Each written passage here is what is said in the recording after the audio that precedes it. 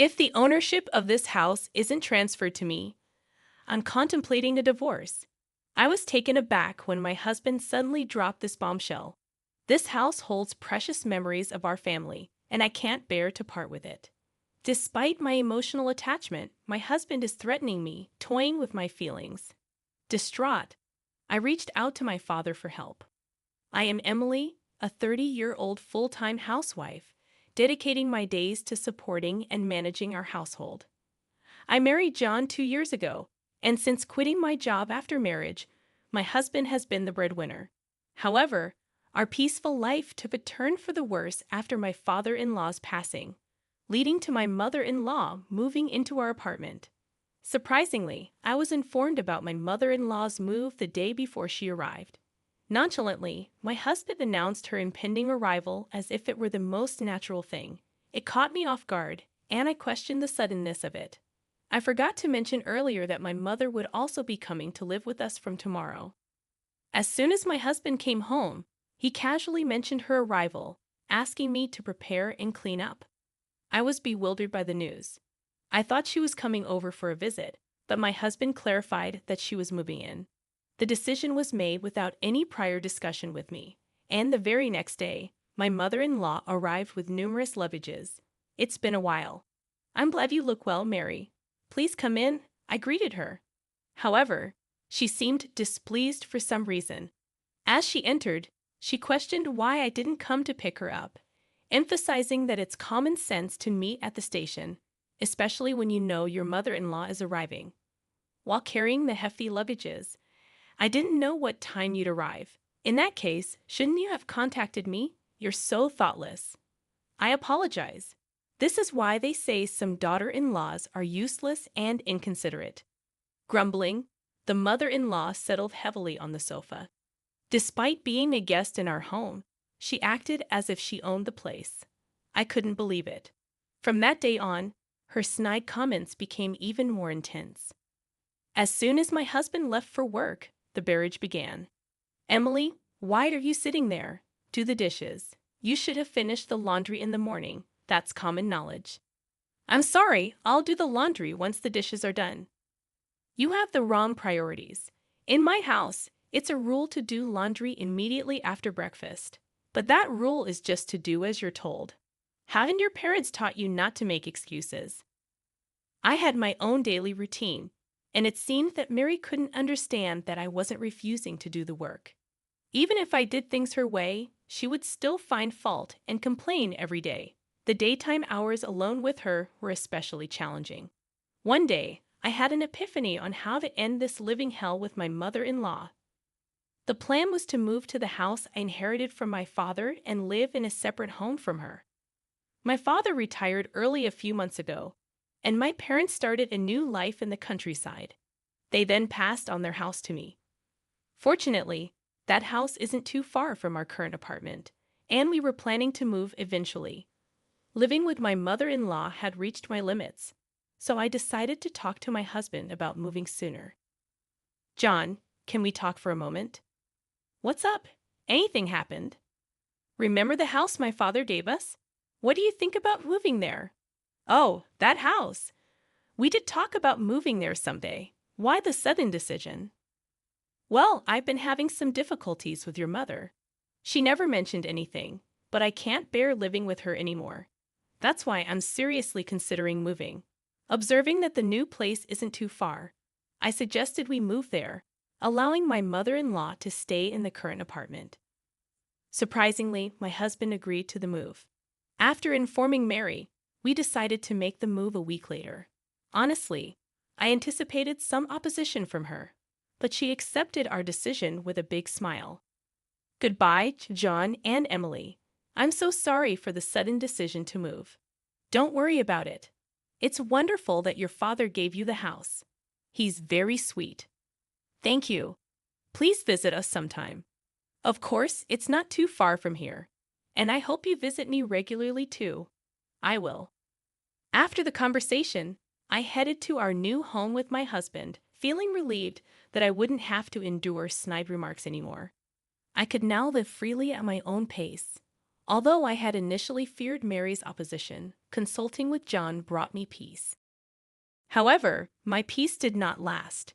Despite being able to keep my distance from my mother-in-law and reduce stress, my husband started coming home late. It wasn't just the late returns. There were days when he wouldn't come home at all. He defended his actions, saying he was worried about his mother, but it became too frequent. Without informing me, he went to her house, had dinner with her, and sometimes stayed overnight, disrupting my daily life. This can't go on, I thought one day. I sat him down for a talk. John, you've been coming home really late lately, and sometimes you don't even come home at all. Is that so? I'm just worried about my mother. That's not the point. At least let me know beforehand that you'll be late, so I'll know I don't have to prepare dinner. Since you're a housewife and always at home, you can eat the leftovers for lunch the next day, right? So you're saying I should just accept everything quietly because I'm a housewife. Are you saying we shouldn't talk about this? Isn't that the truth? Housewives just relax at home. What? What are you saying? Anyway, I'm worried about leaving my mother alone. Ellie will be coming back soon, and I need to discuss some things with her. Wait, Ellie is coming back. What does he need to discuss with her? Curious, I asked my husband. We're moving Ellie here to live with us. Live together? Yes, she kept saying she wanted a big house like the one she lived abroad. That's why I thought of letting her stay in this house. What? I don't understand. Suddenly informed of this, I couldn't think of anything. Is my sister-in-law going to live in this house? I had barely escaped from Mary's constant complaints, and now his sister, Ellie, was going to live in this house. I couldn't wrap my head around it. This was the house I inherited from my father. It felt unnatural. It's the only big house that would satisfy Ellie, my husband argued. The apartment where we used to live is now where my mother stays, and it's too small for 4 people. But I never intended to live with Ellie. I don't plan to live together either. I intend to give this house to Ellie, my husband declared. What? Why? Because we plan to move back with my mother. Ellie can use this house freely, he explained. I was taken aback by my husband's unreasonable proposal and felt like fainting. Despite my repeated insistence that I had no intention of living with my mother-in-law, my husband eventually became furious. Can't you be a little more considerate? You can live because of me, so just do as I say. Enough is enough of your jokes. This house is precious to me, inherited from my father. Why should I give it to Ellie? Such a wonderful house is wasted on you, isn't it? I've already told Ellie that I've got her a large house. It's too late to say otherwise now. I wasn't consulted in any of this decision. Either way, I can't accept it. You're always complaining. Enough. Calm down and think. I'll go back to my mother's for a while. My husband angrily slammed the door and left. Left alone in the room, tears streamed down my face. I couldn't understand why my husband decided everything on his own. It's unimaginable that he intends to give away the house I inherited from my father to my sister-in-law. Every day, my husband sent me messages asking if I had calmed down and to come back soon. Each time, I had to firmly tell him that I had no intention of agreeing. Then, one day, he said something shocking over the phone. Hey, Emily, when will you come here and live with me? Stop nagging. I've said it so many times. I have no intention of living with Mary. Moving there and giving this house to Ellie. I've already told Ellie. Stop being selfish.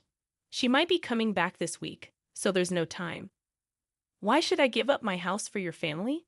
I inherited this house from my father. Don't decide on your own. Who do you think you're talking to? Even my mother is furious. I'm at my wit's end. That's not my problem. You're ignoring my feelings, I responded. My husband let out a big sigh over the phone, clearly frustrated. Then he said something shocking. If you can't listen to me, then let's divorce. Hand over the house to Ellie. Leave by tomorrow. At that moment, my love for my husband quickly faded. Threatening me with the word divorce was utterly despicable. I couldn't possibly forgive him for using divorce as a threat without considering someone's feelings. I couldn't allow these people to have their way. Burning with anger, My husband continued to speak with a triumphant and dominating tone. Listen, if you don't leave by tomorrow, I'll really divorce you. That it? Wait, are you serious? Of course I am. You don't have a choice. What will you do if you, a housewife, get divorced? You can't survive. Enough, I get it. Good. Hurry up and move over here. My mother is looking forward to disciplining you. He hung up the phone with a confident tone, thinking I would do as he said. After that call, I made up my mind and decided to seek help from my father for a plan. The next day, everything was ready for the move. I replied calmly when asked. By the way, I'm curious about when Ellie will be back. She'll be back tomorrow. Why are you so obsessed with Ellie? Between you and me, she seems to have made a lot from stock investments. I see. So, if you provide her with a house, maybe you can ask for financial help. That's so like you. Anyway, you need to leave that house by today. It's inconvenient for all of us. Don't worry. I've already moved. What? What do you mean? My husband seemed genuinely surprised. I knew it. You don't want to divorce me, do you? Naturally. Without an income, you can't survive. But all of this is coming to an end. We're still married now, so that's why we're talking. Wait, what? I can only think about divorce now. My husband was clearly shaken by my words. You promised to move out of that house, right, and live with me. But you've already moved. What are you saying? Of course, I won't live in a house with a husband who decides everything on his own and a bullying mother-in-law.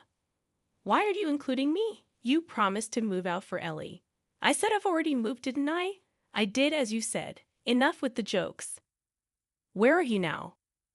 My husband's tone was panicky, and he was clearly losing his cool. Actually, I'm at my parents' house. Why? I moved to my parents' rural home. I don't plan on returning to where you guys are. You should have told me that sooner. My husband replied with a hint of relief in his voice. If I could just give that house to Ellie, it doesn't matter where you live. It would require $3,300,000. $3,300,000. I put the house I inherited from my father up for sale. And if you truly want to give it to Ellie, buy it for $3,300 and then hand it over. Are you joking? I'm serious. The house was still in my father's name, so I asked him to sell it. In reality, what I asked my father for was to sell the house.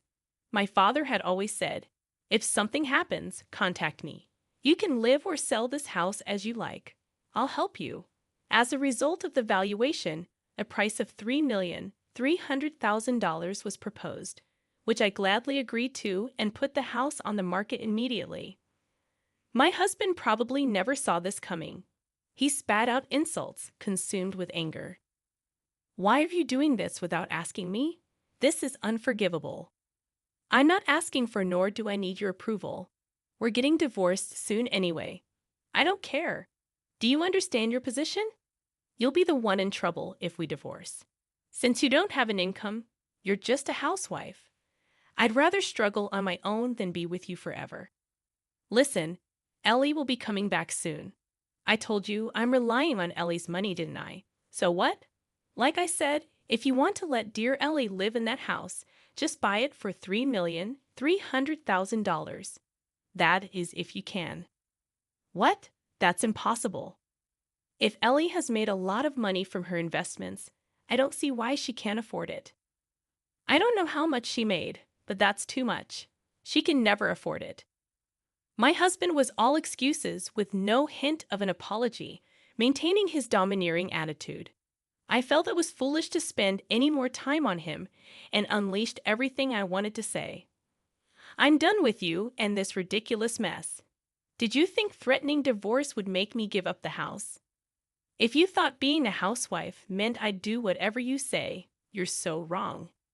Hey, let's calm down and talk. I am calm. Isn't it you who's panicking? I won't be controlled by you or your family anymore. Stay out of my life. Go to hell with your beloved mother, you mama's boy. I shouted loudly enough for the whole neighborhood to hear, then abruptly hung up the phone. Of course, I'd had enough of these insane calls from my husband, so I blocked his number. I immediately consulted my lawyer and decided to request a divorce. It took some time, but the divorce was finalized, recognizing my husband's fault. He and Mary still live in that apartment. As for Ellie, they couldn't provide the large house she wanted, and she was furious, claiming this wasn't the deal, and made a U-turn back overseas. My ex-husband's plan to seek financial assistance from his successful sister fell through. And now he seems to be struggling financially, having to pay me alimony and support his mother. As long as he continues to live with such a selfish mother, his life will never be prosperous. On the other hand, I've moved to the countryside and am enjoying peaceful days with my parents. I recently started a clerical job at a small company introduced by a neighbor. With that salary, I can live comfortably. I plan to live here for a while. I want to be by my parents' side as much as possible to repay the kindness they show me.